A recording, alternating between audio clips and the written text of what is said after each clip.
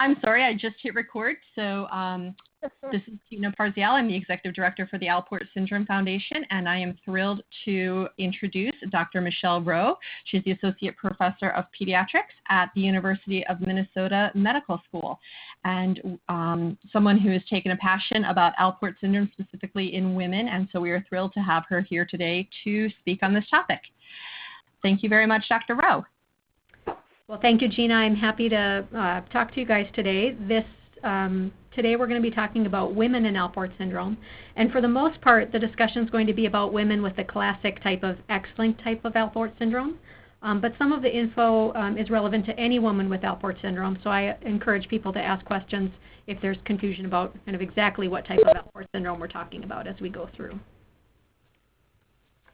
So I wanted to start with just a little bit about who I am. I'm a pediatric nephrologist at the University of Minnesota, and I've been started in basic science research in Alport syndrome back in 2002. I was part of a team that put together the first mouse model of X-linked Alport syndrome. And then since 2008 have been involved in clinical research in Alport syndrome and currently involved in some of the clinical trials that are ongoing in pediatric and adult patients through Rheault, Rheault, and Novartis Pharmaceuticals. And as important as who I am, it's important to know who I am not. So I am not a technologically inclined person at all. So I'm very pleased that this webinar is working already and that we've been able to get some slides and audio up. So I hope that it works through the whole thing, but I'm sure there are smarter people than me getting this finished. And if anyone doesn't know what this is, it's a VCR, and this was taken in my bedroom just a couple days ago. So I'm not technologically inclined. But you do have a router there, so. It's true. Slowly moving into the 21st century. So you've all made it to this webinar and to the Alport Syndrome Foundation, so you probably already know what Alport syndrome is, but I'm just going to start at the beginning to make sure we're all in the same place. So Alport syndrome was first described by Cecil Alport in 1927, and he had observed a large family in his practice and wrote about them in the medical literature. And that's really all it took to get your name on something in those days. So he described the disease with kidney disease, hearing loss, and eye abnormalities, and the kidney disease progressed to the point of end-stage kidney disease, where the kidneys completely didn't work anymore. And the need for, eventually, we knew that there was a need for kidney transplantation in affected males. Until recent decades, the disease burden in females with Alport syndrome was largely minimized or ignored. And that's because females with X-linked Alport syndrome have a really widely variable disease outcomes. Some have very normal urinalysis, normal kidney function all through their life, while others develop end-stage kidney disease and deafness similar to affected males. Over time, we've come to learn that Alport syndrome is a disorder of inherited mutations in type 4 collagen genes, either the COL4A3 or COL4A4, which are the autosomal types, or the COL4A5, which is the X-linked type. And I can't stress enough how important it is to know what type of Alport syndrome you have in you or your family, because that really affects your risk of disease throughout your life.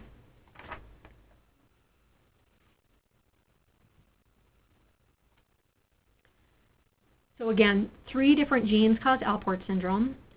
Remember that females have 2 X chromosomes. So in patients with COL4A5 mutations, if you're a male and only have 1 X chromosome that has the mutation, you will be severely affected with Alport syndrome. If you're a female, you have 2 X chromosomes, and if you have a mutation in one of them, half of your cells will be affected, and we'll go into why.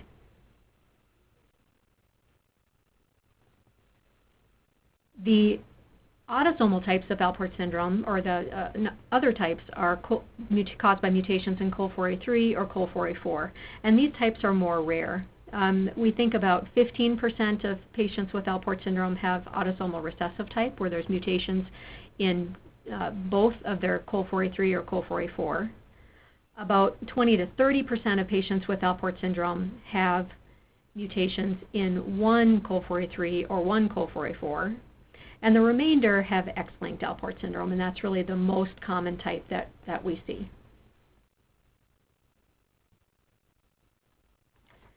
So when you have a mutation in one of those type 4 collagen chains, what happens is that the type 4 collagen can't make up part of the kidney filtration barrier. And this is just a picture of what the filtration barrier looks like. It's made up of 3 layers. There's a cell layer. There's a layer of collagen right here. Hopefully you can see my arrow. And then there's a layer of another set of cells underneath.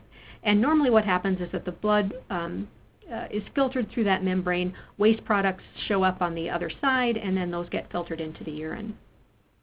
When this type 4 collagen membrane or glomerular basement membrane can't be made, what happens is it starts out very thin when children with Alport syndrome are born, and then over time it develops thickening, and it develops holes, and more protein and red blood cells are able to leak through. So when that type 4 collagen is mutated, it causes a very specific problem with this filter. This specific type of type 4 collagen is really only present in the kidneys, the ears, and the eyes as well.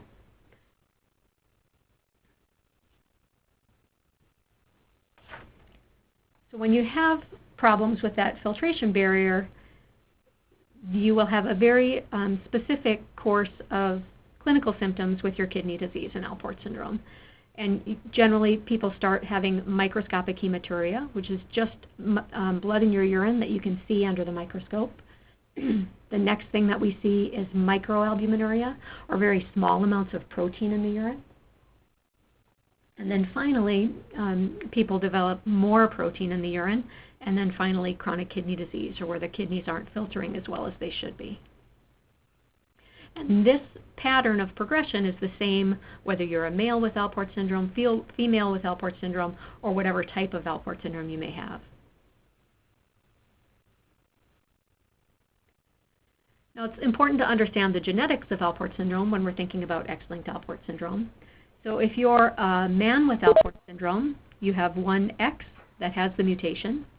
And because of how genetics works, you will pass that X on to each one of your daughters.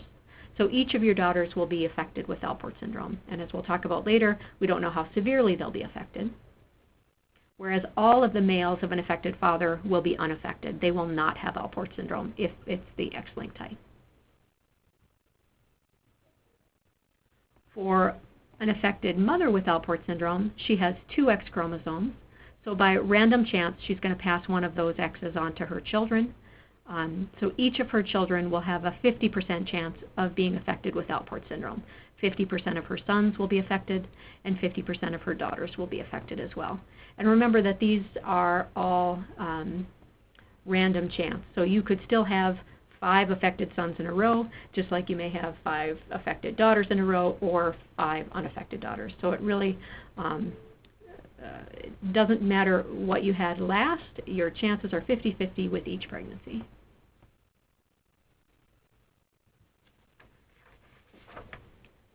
So now to speak just a little bit more about some of the history and kind of how we got to where we are. So in Cecil Alport's original paper describing Alport syndrome, he wrote that the females have deafness and hematuria and live to old age. And interestingly, that he wrote that even though that the family that he described had a female with hematuria and deafness who died at the age of 24. So that doesn't sound like old age to me, even back in those days. So people saw that women could develop symptoms with Alport syndrome, but they really weren't able to understand it or didn't recognize that it was a problem. And even in the 1960s, investigators believe that females usually remain well throughout life, and only rarely have women died of the disease. And remember, in the 60s, we're talking about pre-dialysis and transplant time. But shortly after that, in the 60s and 70s, we started to see case reports about more severely affected females that appeared in the medical literature. And by the mid-80s, there was a report of 36 women with Alport syndrome, and a full 25% of them progressed to need end-stage kidney disease. Now, that was at a very specific hospital in France where they see a lot of patients with more severe type of disease. So people weren't really sure if they were seeing more women with end-stage kidney disease because they were sick, or because they were a referral center, or if it was because we were recognizing it more.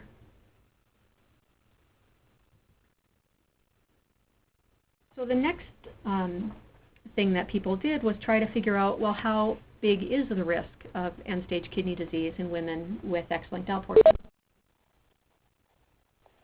And this was a very large study from the European Community Alport Syndrome Concerted Action Study that was published in the early 2000s. And they looked at 349 females with X-linked Alport syndrome, so really the largest group of women to date that had been evaluated, and these were from all over Europe. When they look at the males in their family, they see what we expect, that about 50% of them need dialysis or kidney transplant by the time they're 25, and almost 100% of the males with X-linked Alport syndrome will need dialysis or transplant by the age of 60. When they looked at the females, which are the lines underneath, and there's two lines just depending on exactly how you characterize those females going forward, they found that the risk was less. It was about 12% of a risk by age 40, so much less than the 85% in males, and about 30% by age 60. So 12% risk of end-stage kidney disease by age 40 and about 30% risk by age 60 all of a sudden caught people's attention. Females with Alport syndrome were really no longer thought of as carriers at that point, and we really tried to think about women with Alport syndrome as having a disease that we need to watch and know that there's risk for.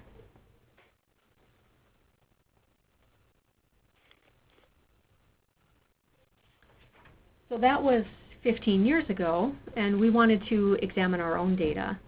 So many of you are probably already aware that at the University of Minnesota, we run the Alport Syndrome Treatment and Outcomes Registry, or ASTOR. And this is a database where we collect information about patients with Alport syndrome that volunteer their data for us, and we update it regularly in order to learn more information about Alport syndrome because it is such a rare disease. When we looked at our data most recently, we did the same thing, looking at what is the risk of end-stage kidney disease in women with X-linked Alport syndrome. And at this time, we had 265 women in our database, and we found better results than they had found in Europe. By age 40, there was a 3.8% risk of end-stage kidney disease. And by age 60, there was an 18% risk. So somewhat less than there were before, and that may be due to some of the treatments and the therapies that we are using now to treat women with Alport syndrome. But it's still important to know that that risk is not zero. There is still a risk of end-stage kidney disease in women with only a single mutation in COL4A5. So as we're thinking about some women go on to develop end-stage kidney disease, some women don't, how can we predict who is going to go down that path toward having more severe chronic kidney disease? We know from the European studies and from other studies that I haven't shown you that the risk of end-stage kidney disease is greater if you have protein in your urine. So the blood in the urine tends not to be as important, but the protein in the urine tends to be the most significant predictor. And this is data from that European study I showed you, where they split women into patients who had protein in their urine and those who had no protein. And patients who had no protein in their urine never developed end-stage kidney disease, whereas if you had protein in your urine, you did have risk for end-stage kidney disease. So proteinuria becomes another very important thing to know when you're thinking about your Alport syndrome, is how much protein in the urine do I have, and do I have protein in the urine? So since we knew that proteinuria was a risk factor for kidney disease, we wanted to know from our ASTOR database how many women in our database had protein in their urine. And we were surprised to see that quite a few women had protein in their urine. There was about a 50% risk of having proteinuria by the time you were 40 years of age. And by the time women were 60, almost 100% of the women in our database had protein in their urine. So proteinuria tends to be very common, and this is consistent with data in other studies as well. So Alport syndrome doesn't just affect the kidneys, as many of you know, and I apologize if anyone's having trouble hearing today, but there is a risk of hearing loss in women with X-linked Alport syndrome as well, similar to males with Alport syndrome. In males with X-linked Alport syndrome, the hearing loss generally comes on very early. So this curve on the top shows that about 50% of males with X-linked Alport syndrome will have hearing loss in their mid-teens. So by the time men with X-linked Alport syndrome are in their 20s, many of them will need hearing aids or other types of listening devices. For females with X-linked Alport syndrome, the risk of hearing loss is certainly less. It's similar to what we saw for the kidney disease, where there's about a 5 to 10% risk of hearing loss by the age of 40 and a higher risk as you get older.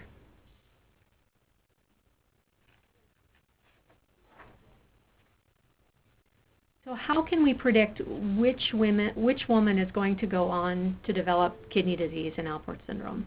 And I wish I had answers for you, but we really don't understand very well yet who is going to be at highest risk for developing kidney disease. In men with X-linked Alport syndrome, there's a correlation between the type of mutation and how fast the kidney disease progresses. So if you have a very mild mutation, you may have slower kidney disease, and if you have a severe mutation where you're missing most of your chromosome, that disease is going to progress more rapidly. However, with females, there's no correlation like that. So knowing the specific mutation, other than what chromosome it's on, doesn't help you if you're a woman with Alport syndrome in predicting your risk. There may be modifier genes that we don't understand yet, things that affect how your body metabolizes the medications that are used, or in how the kidney works in other places. And then finally, X-chromosome inactivation is one of the markers that determines disease severity in women with X-linked Alport syndrome. And we'll talk just a minute about this because I think it's important for people to understand.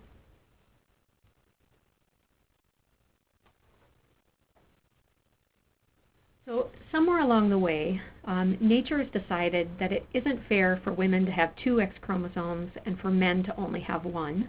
So nature devised a way to turn 1 X chromosome off very early in the process. So in the egg, there's 2 X chromosomes in a woman, one, the P here for paternal or from the dad, and M from the mom. And these cell divisions happen, so then you have 2 cells. And then very soon after that egg and sperm start dividing, one of the X chromosomes in each cell is turned off. And that one that's turned off stays that way all the way through development. So you have some cells here with the dad's X chromosome that's turned on, and you have some here with the mom's X chromosome turned on. And whichever one is turned on at that very beginning stage stays on throughout your lifespan. And what you end up with then is a mosaic of cells. So if this is the glomerular basement membrane or that filtration membrane where COL4A5 is, if you get your X chromosome from mom and that's the one that's mutated, then all of these pink squares are going to have the mutated COL4A5 and have that abnormal filtration barrier. Whereas all these normal areas, these blue areas, got the normal X chromosome, and they will make normal amounts of COL4A5. So in women with X-linked Alport syndrome, their kidney membranes are a patchwork of normal and abnormal type 4 collagen membranes. Now normally what's supposed to happen is that this turning off of the X chromosome is supposed to be 50-50. So you would expect 50% of the membrane to be normal, 50% to be abnormal if you have one mutation. But just by random chance, and we don't understand what really guides this either very well, you can have 75% of a normal chromosome or 75% of an abnormal or anywhere in between. It's a wide spectrum. So what this actually looks like in the kidney, and just to give you a background, this is a picture of one of the filtering units in the kidney, and all of the area that's lighting up green is the normal Alport type 4 collagen, or the normal type 4 collagen membrane that's there. So normally we'd expect to see the whole thing light up in green. And these are pictures from 3 different filtering units or glomeruli in women with X-linked Alport syndrome. So on the one on the far left, we can see that most of the membrane is lighting up, and we just see this little bit of a shadow over here that's abnormal. So in this case, about 90% of that kidney or that filtration membrane has normal type 4 collagen, and that is probably going to work pretty well for quite a long time. If we look at the one in the middle, we can see that about a third, kind of from 12 o'clock to 4 o'clock, is missing that normal type 4 collagen membrane. So that filtering unit is going to have a little bit more trouble, and it's going to start to cause, you'll see more blood, more protein coming through that kidney.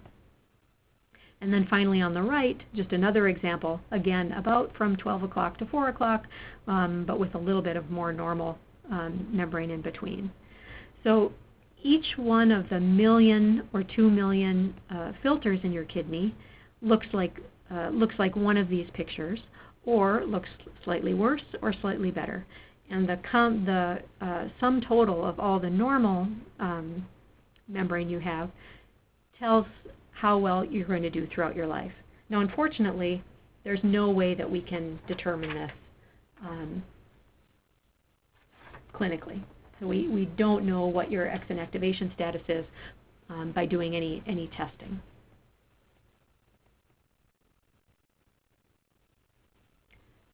So if your X-inactivation is skewed towards having more of the normal type 4 collagen, or the normal CoL4A5, you may not have any hematuria at all, or you may have just a small amount of blood in your urine, and that's all that you would have throughout your life. If you have a little bit more of the abnormal protein, you may start to have some proteinuria. If you're skewed more toward expressing that mutated type 4 collagen, you may develop end-stage kidney disease, hearing loss, and the eye problems that go along, similar to the men with X-linked Alport syndrome.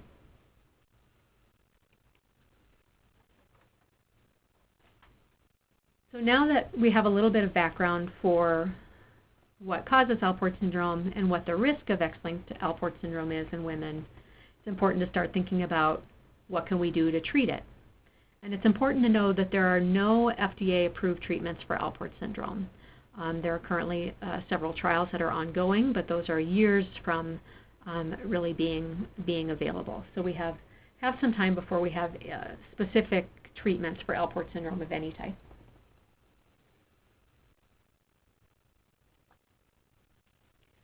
What we do know is that treatment with ACE inhibitors or angiotensin receptor blockers, which are collectively known as RAAS blockade or renin-angiotensin-aldosterone system blockade, is associated with delayed end-stage kidney disease in women with Alport syndrome. So if you look at retrospective studies, so these are database studies from Europe, where they look at women who have been treated with ACE inhibitors, and these are things like enalapril, lisinopril, anything that ends in pril that you might have been on in the past, or losartan, irbesartan, anything that has that ending on it are the angiotensin receptor blockers.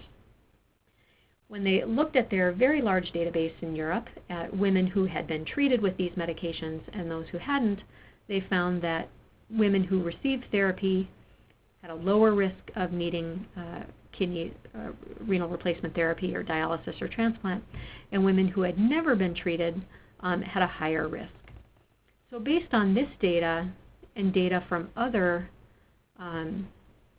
sources, Dr. Kashtan and others wrote in 2013 recommendations for treatment of Alport syndrome. And in general, for women, and it doesn't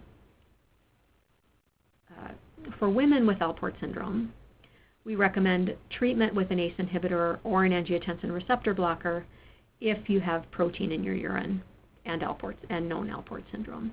That there is risk of progression, and that the treatment with renin-angiotensin-aldosterone system blockade can help slow that down.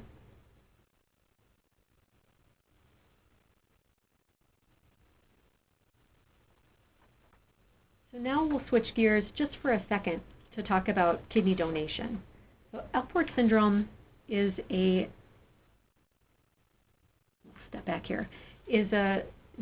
disorder of families. So most people with Alport syndrome have other members of their family, although 15% don't have a family history. So this isn't relevant for everybody. But the difficulty in thinking about using women with X-linked Alport syndrome as kidney donors is that we can't predict which carriers or which women with Alport syndrome are going to progress to end-stage kidney disease. And it can be very difficult to balance the risk to the donor and the benefits to the recipient. So for a mother who may want to donate her kidney to her child, she may not care if that means she's going to have some increased risk of end-stage kidney disease. As someone who recommends transplant for people, I can tell you my goal is to get my transplant recipients the best kidney that they can possibly get. So it's going to last them as long as possible. So getting a kidney from a woman with X-linked Alport syndrome probably isn't going to be the best kidney that my recipient can get. So I'm also hesitant to accept kidneys from women with Alport syndrome. But having said that, there's very little long-term data about outcomes in carriers, and I'm slipping back into using carriers here instead of women with Alport syndrome. I've tried to get away from that. But there's very little long-term data about what happens to women after they donate. There's one small study, again, out of Europe that looked at 6 women who donated, women with Alport syndrome who donated kidneys. And the outcomes in these women, even after relatively short periods of time, were not great. 3 out of the 6 donors developed new onset hypertension after donating. 2 out of 6 donors developed protein in their urine, so a risk factor for chronic kidney disease. And the kidney function declined significantly in 4 out of 6 of the women. So one loss of kidney function anywhere between 25 and 60% over the time of follow-up. So this was certainly concerning when it was published, and I think that most kidney transplant centers would have a very high bar to use a woman with X-linked Alport syndrome as a kidney donor. But every situation is unique, and sometimes that's the best that you can do.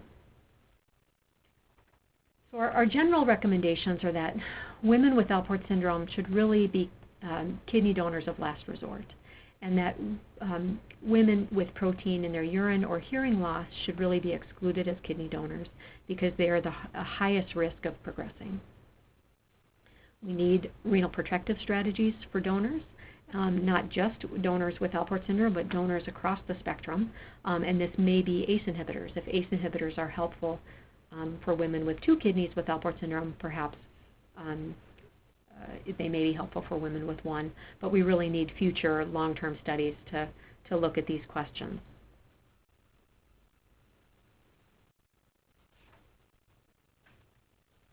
And then the final thing that we'll talk about today is pregnancy, because pregnancy comes up a lot when we start to think about women with Alport syndrome. There are 2 things to think about when we're thinking about pregnancy. One is maternal risks, and one is risks to the baby. So for women, there's a risk of decline in kidney function when you're pregnant, and this may be transient, so your creatinine may go up and then come back down, or it may be permanent, and we really can't predict that. The risk is higher with more advanced stages of chronic kidney disease. So if you have very mild chronic kidney disease, your creatinine is less than 1.4, there's about a 0 to 10% risk of progression, so relatively low risk of progression. However, if you have later stage chronic kidney disease, your creatinine is greater than 2, you have proteinuria at baseline, about a third to a half of those women will have loss of kidney function during their pregnancy. The risks are also higher if you have uncontrolled hypertension or if you have higher protein in your urine. So risks are really individualized based on your own kidney function. Preeclampsia is another risk for women with kidney disease, and preeclampsia is hypertension, new onset hypertension and protein in the urine that complicates 3 to 5% of all normal pregnancies. Eclampsia is the association of these things with seizures. So by identifying preeclampsia, we're trying to avoid the step where women develop seizures. Preeclampsia can be very difficult to diagnose in women with chronic kidney disease because they may already have hypertension or protein in their urine to begin with. But it seems that there's about a 10 times higher risk of preeclampsia in women with chronic kidney disease. And again, the risks are higher if you have protein in your urine at baseline. There's also risks of kidney disease and pregnancy on the fetus. There's higher risks of premature delivery, pregnancy failure or not being able to get pregnant because of some of the hormonal changes in chronic kidney disease. There's higher risks of low birth weight and higher risks of C-section delivery. And again, the higher your creatinine is, the worse off your chronic kidney disease is, the higher these risks are as well. But having said that, for patients with mild chronic kidney disease, we see successful obstetric outcomes in about 96% of pregnancies. And even at later stage chronic kidney disease, those creatinines greater than 2, successful obstetric outcomes are seen in 78%. And successful obstetric outcomes is really doctor speak for you get to bring the baby home and they're doing well. These are risks for women with chronic kidney disease overall. We have very little specific information about specific risks in women with Alport syndrome. There have been a number of case reports that have been presented over the years that show that women with Alport syndrome have good pregnancy outcomes, have poor pregnancy outcomes, have preeclampsia, have increasing protein in their urine, but really just case reports. We don't have a comprehensive understanding of the risks specific to Alport syndrome. There's also the question of pregnancy after kidney transplantation. So post-transplant risks are similar to chronic kidney disease of other causes. These are the complications seen in women after kidney transplant. You can see about 50% hypertension, 30% preeclampsia, and then some of the risks of a baby down below, about 12 to 25% risk of spontaneous abortion, 40 to 50% risk of C-section delivery. So risks certainly go up after transplant, but can be done. Now, there are recommendations by the American Society of Transplantation about getting pregnant after transplant. Most transplant centers will be happy to help people through this process. They usually recommend waiting at least 1 to 2 years after successful transplant to make sure everything is very stable, ensure there's no rejection, stable graft function, stable immunosuppressive dosing, because this really helps to ensure better maternal and fetal outcomes. Pre-pregnancy planning is very important for women with chronic kidney disease. One of the most important things to do is to look at your med list to make sure there's no medications that you're taking that may interfere with the pregnancy, and specifically talking about the angiotensin receptor blockers or the ACE inhibitor medications. Those can cause birth defects in babies that are quite severe. So stopping those medications if you're thinking about getting pregnant is important. Also, a number of the immune suppressive medicines that are used after transplant can have adverse effects on the fetus. So those also need to be stopped, if at all possible, prior to getting pregnant.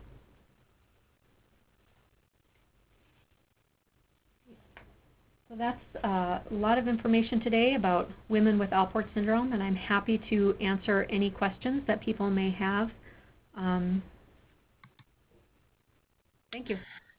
Yes, thank you. And if you have a question, you are welcome to type it into the chat section, and we will read them aloud and she will answer. And then at the very end of the call, we'll unmute the lines and we will give people the opportunity to ask them if you are not able to call in. Somebody just asked if the slides are going to be available. Yes, this entire presentation will be available on our website within a few days, and will be available to view in its entirety for those who are not able to be here today, or should anybody here wish to view it again. We have a couple questions already. We have one. Do you have any information about typical progression of hearing loss over time? So that's a great question. So I'm more a kidney doctor, so I don't have a lot of information about the hearing loss, but the hearing loss in women tends to progress about the same as it does in boys. The hearing loss in Alport syndrome is never congenital, so that means it's never going to be picked up right away at their newborn hearing screen. All babies, when they leave the newborn nursery now, get a hearing screen, and those should always be normal in patients with Alport syndrome. It's only over time that the kidney disease or that the hearing loss tends to start. It tends to be the first thing that people will notice is that the child will need. They'll turn the TV up louder, and then usually that brings them into the hearing doctor. The first thing they'll find are that the very highest tones, the highest tone hearing loss is lost first, and then slowly that moves into the speaking range. Hearing aids tend to be very useful for the type of hearing loss that patients with Alport syndrome have. Thank you. Are there any meds women can take when they are pregnant to help? To help with what in particular? Was there a question there? They didn't specify, but to help with the kidney function. Yeah. So no medications that can prevent any loss of kidney function that would happen. The most important medication that could be taken during pregnancy would be any medications to control blood pressure, because blood pressure and hypertension during pregnancy is really one of the main risk factors for the poor outcomes. So if you wouldn't be on your ACE inhibitor or ARB anymore during pregnancy, but if you're prescribed other blood pressure medicines, those would be absolutely the thing to focus on to make sure that that blood pressure is staying normal. Wonderful. Does having the genetic mutation help to know prediction for a girl with X-linked? My daughter was tested, but they didn't find the mutation even with large deletions. So knowing whether the Alport syndrome is autosomal recessive versus X-linked is important for girls, but knowing the specific mutation doesn't help. So if you know it's a large mutation on COL4A5 versus a single amino acid mutation or a missense mutation, that doesn't help very much. Any comments on increasing healthcare provider awareness, especially for adult care? Yes, that's always a focus of ours, especially through the Alport Syndrome Treatment and Outcomes Registry. One of the parts of our mission is to help increase awareness about Alport syndrome in general, and we do that through outreach to physicians. We have a physician database, just as we do a patient database, where we try to send out updates about the latest research. Dr. Cashton and I and others try to get seminars about Alport syndrome into various conferences for nephrologists. Dr. Cashton is currently at the World Congress of Nephrology in Mexico City talking about Alport syndrome this week, so we're trying to do what we can to increase awareness. And then the work that we do through the Alport Syndrome Foundation, helping with these webinars. I know we're reaching patients here, but there are other things we do to help reach physicians as well. So that's always very important. And on a note, one of the things that the Alport Syndrome Foundation is working on is a CME online for physicians, for providers, and that's will be an accredited class that medical providers will be able to get the credits that they need, the continuing education credits that they need for viewing a presentation on Alport syndrome online. And we are hoping to film that later this year. So hopefully that will help increase awareness as well. You started talking about the registry. I didn't mean to interrupt. One of the questions, would you speak about the registry, number of patients and families in the registry, and how can an institute join as a collaborator? So I just put a slide up. We have about 600 patients in the registry currently, and we're currently kind of going through an update and contacting people and getting their updated information. But it's very simple to register as an individual. You can go to alportregistry.org. If you're a physician, there's a separate place for you to sign up there. Once you sign up, one of our research coordinators will give you a call, send out a packet, and they'll do an intake interview where you'll just be asked to answer some questions about your Alport syndrome and the history in your family. As a note as well, there's a question: if I want my nephrologist to join your database of physicians, where do I send him? For ASF, you can send him directly to our webpage, and he can register and just indicate that he is a physician. We also, on our webpage, have the clinical guidelines that Dr. Rheault had mentioned. They are available for physicians to download there, but I'll also allow Dr. Rheault to answer that for the ASTOR registry. Correct. And if they go to the www.alportregistry.org, there's a physician link there as well. And we're happy to, and we don't send out information very often, so they're not signing up for a daily spam email from us. I promise. What do you recommend to couples who are beginning to plan a family and know that they have Alport? Mm-hmm. You know, that's a really great question, and it's something that comes up a lot. The decision to have children is very personal, and most people with Alport syndrome having this in their family doesn't affect necessarily their reproductive decisions. So they're not going to say, I'm not going to have a child because I know they're going to have Alport syndrome. I think people have hope that we're hopefully going to be able to find cures and things that can really slow this down over time. So just making sure that the partner who doesn't have Alport syndrome in their family really understands what it is and what it means. I think that's very important. Sometimes having a neutral person doing that is important. Meeting with a genetic counselor, even during the kind of the marriage and kind of pre-pregnancy counseling kind of phase, can be important if you have time for that, because then they can understand what the risks are, what it means. Not necessarily coming from the person who may be affected. And again, as a note, we will be having a webinar specifically on genetics with Alport syndrome coming later this year. We also received a grant to create a brochure specifically about genetics and Alport syndrome that will hopefully be helpful in those decisions. Along with family planning, is it common for women who are of childbearing age who are on ACE inhibitors or ARBs to be prescribed contraception? And if not, should they be asking about that? Yes, absolutely. So even in our youngest teenagers, who we never want to think are having sex or going to get pregnant, that's something that I always have to think about when prescribing ACE inhibitors or angiotensin receptor blockers. And it really has to be a discussion when those medications are started, and kind of reminders as you're continuing to be on them, that you really absolutely should not get pregnant when you're on an ACE inhibitor or an angiotensin receptor blocker, because of the risks are real, and that there should be some sort of birth control in place while you're getting those medications. And if abstinence is your preferred method of birth control, then that's perfectly fine.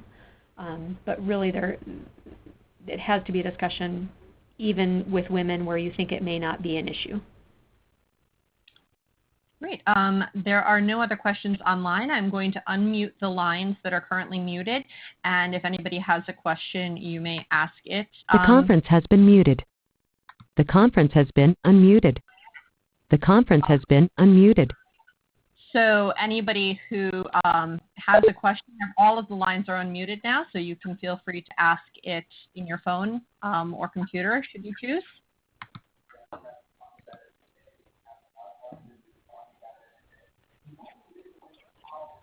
All right. Well, my daughter has been diagnosed through a clinical diagnosis through kidney biopsy to have X-linked.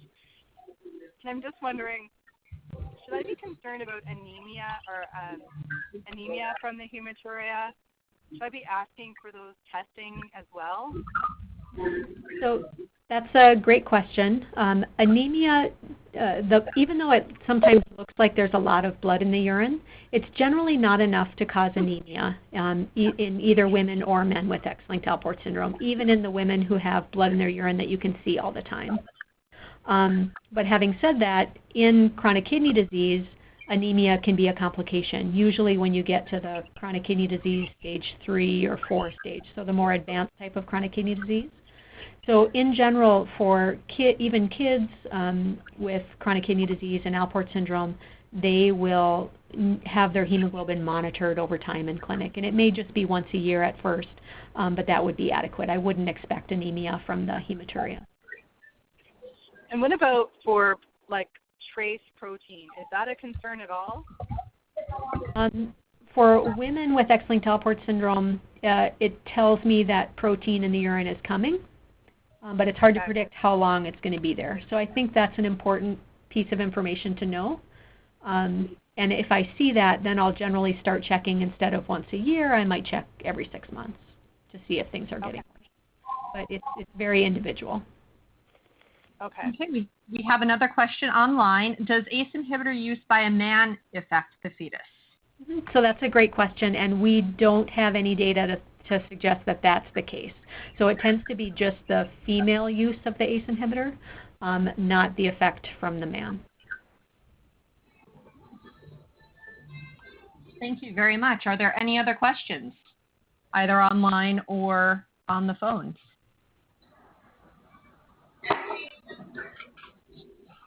All right. Well, thank you so much, Dr. Rheault, for your time. This is a very helpful presentation. And for those of you who missed part of it or who wish to view this again, it will be on our website shortly. If you have any questions, you can pass them on to us at info@alportsyndrome.org, and we will make sure that they find their way to Dr. Rheault. And thank you so much again, Dr. Rheault, for your time. We'd also like to thank Global Genes and Rheault for providing the funding for this series. And as I noted earlier, our two next upcoming topics will be clinical trials and nutrition and Alport syndrome. So watch your emails to get more information about the login information for those presentations. Thanks to everyone. Thank you so much, Dr. Rheault. Thank you. Thank you. Thank you. Thank you.